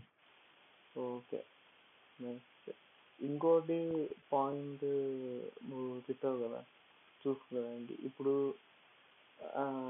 కొంతమంది గ్రేట్నెస్ గురించి మాట్లాడి, ఇప్పుడు నువ్వు ఒక ఎగ్జాంపుల్ చెప్పావు కదా, మీకు స్కూల్ చిన్నప్పుడు నీతో కంప్లీట్ చేసేవాళ్ళు కాపీ కొట్టి రాసేవాళ్ళు అని చెప్పేసి, వాళ్ళు కాపీ కొట్టి రాసి నీకన్నా ఎక్కువ మార్కులు తెచ్చుకున్నా అది గ్రేట్ అయిపోతా. గ్రేట్ అవ్వదు అది. జస్ట్ వాళ్ళకి ఏదైనా ఆపర్చునిటీ పెరగొచ్చేమో కానీ అది గ్రేట్నెస్ అవ్వదు. ఓకే. సటిల్ గా ఆపర్చునిటీ పెరగడానికి ఉపయోగపడుద్ది అంతే. అది ఒకవేళ అది ఉపయోగపడకపోతే అతని ఇంకంతే కదా, దేనికోసం చేసినట్టు. దానివల్ల దానికి ఇప్పుడు కాపీ కొట్టడమే పక్కన విషయం పెడితే, అసలు తను చేసే పని వల్ల తను ఉపయోగపడింది అనుకో సాధించుకోవచ్చు. ఇప్పుడు కరప్షన్ కూడా అంతే కదా. కరప్షన్ లో అంటే ఒక మన సొసైటీ సూచించిన విధంగా, సొసైటీ కాదు, పర్సనల్ గా మనం ఎథికల్ గా ఆలోచించినప్పుడు కొన్ని విషయాల్లో ఈ వేలను సంపాదించుకోవాలని ఆలోచించుకుంటాం. ఇల్లీగల్ గా కాకుండా ఈ వేలో అయితే మనం సంపాదించుకోవచ్చు, మనతో పాటు మన ఫ్యామిలీ ఎలాంటి రిస్క్ లేకుండా హ్యాపీగా గ్రోత్ అవ్వచ్చు అని ఒక వే ఉంటది. సో ఆ వేలో సంపాదించుకుని నువ్వు హ్యాపీగా ఉండొచ్చు. సో అది గ్రేట్నెస్ అవుతుంది. అలా కాకుండా కొంతమంది ఉంటారు, వాళ్ళకున్న అంతకుముందున్న ప్రీవియస్ సిచ్యువేషన్ నుంచి చూసి దాన్ని నా తర్వాత డీసెంట్ కంటెంట్కి రాకూడదు అన్న ఉద్దేశంలో ఏం చేస్తారంటే ఇల్లీగల్ అయిన దాన్ని యూజ్ చేసుకోవడానికి ట్రై చేస్తూ ఉంటారు. సో దానివల్ల ఏమవుతుందంటే వీడు ఆ ప్రజెంట్ సిచ్యువేషన్ లో హ్యాపీగా ఉండొచ్చు, గ్రేట్ గా ఫీల్ అవ్వచ్చు, కానీ ఏదో ఒక టైంలో డౌన్ఫాల్ అనేది ఉంటది దొరికితే. అప్పుడు ఏమవుతుంది, అక్కడ గ్రేట్నెస్ బదులు తనకు తెలియకుండా తాను ఒక డౌన్ఫాల్ లోకి వెళ్ళిపోతాడు. సో అదే ఆ విధంగా చూసుకున్నప్పుడు ఏది బెటర్ అనేది మనం ఆలోచించుకోగలగాలి. సో దాని నుంచి మనకి గ్రేట్నెస్ అనేది వస్తుందని నేను అనుకుంటాను. ఇప్పుడు లైఫ్ లో ఏమైనా రిగ్రెట్స్ ఉన్నాయంటే ఇదే ఇంకా కెరీర్ లో కొంచెం నేను అనుకున్న విధంగా వెళ్ళలేదన్న రిగ్రెట్ కొంచెం ఉంటుంది. కానీ నువ్వు చేసే ప్రయత్నం చేసావు కదా. చేస్తున్నా ఉన్నా. అదొకటే నాకు రిగ్రెట్, ఇంకేం లే.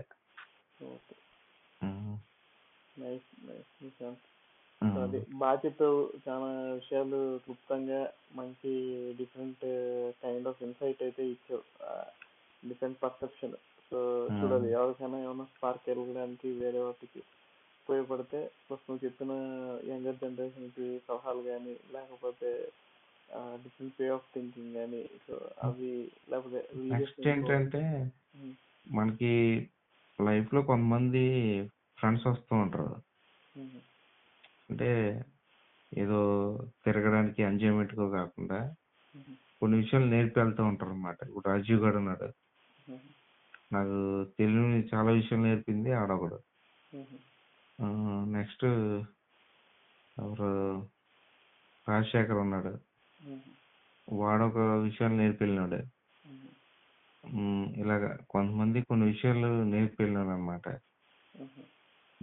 అలా అలా నేర్చుకున్నాను నేను. నెక్స్ట్ సార్స్ కానీ టీచర్స్ కానీ, నేను టీచింగ్ చేసేటప్పుడు లెక్చర్గా ఉన్నప్పుడు నేను చెప్పే విధానంలో అక్కడ కొంతమంది కొలీగ్స్ అలా అంటే హ్యూమన్ ఇంటరాక్షన్ ఉన్నప్పుడు మనకి అలాంటి పీపుల్తో ఉన్నది కూడా ఇంపార్టెంట్. ఓకే, అవును, అది చాలా మీనింగ్ వాల్యూ క్రియేట్ చేస్తుంది. వాళ్ళ ఇంపాక్ట్ పడకపోవచ్చు కానీ వాళ్ళు మాట్లాడేది, ఆలోచించే విధానం అనేది కంపల్సరీ ఎంతో కొంత ఇంపాక్ట్ ఉంటుంది. ఎందుకంటే అక్కడ మనల్ని ప్రోత్సహించే వాళ్ళు ఉంటారు, నెక్స్ట్ డిగ్రేడ్ చేసే వాళ్ళు కూడా ఉంటారు. సో ఏంటంటే మనం అది అర్థం చేసుకున్నప్పుడు ఒక వాళ్ళు చెప్తూ ఉంటారు కొన్ని విషయాలు మనకి, అరే నీలో ఈ టైప్ ఆఫ్ థింకింగ్ ఉంది, లేకపోతే నువ్వు ఇలా గ్రోత్ అవ్వచ్చు అనే విషయాన్ని వాళ్ళు చెప్తూ ఉంటారు. మనం అర్థం చేసుకోగలిగితే ఆటోమేటిక్గా పైకి వెళ్ళగలం. అది ఓకే, నైస్ నిశాంత్, బాగుంది. మొత్తం చాలా విషయాలు ఇండెప్త్గా ఒక డిఫరెంట్ కోణంలో. నాకు తెలిసి మనం కూడా చాలా విషయాలు మాట్లాడుకున్నాం, కొన్ని డిఫరెంట్ థింగ్స్ చర్చించాం, కానీ నాకు కూడా చాలా కొత్త విషయాలు అయితే తెలిసాయి ఈరోజు మాట్లాడిన దాంట్లో, చేసిన దాంట్లో. Okay, thanks Nishant. అయితే రికార్డింగ్ స్టాప్ చేస్తాను.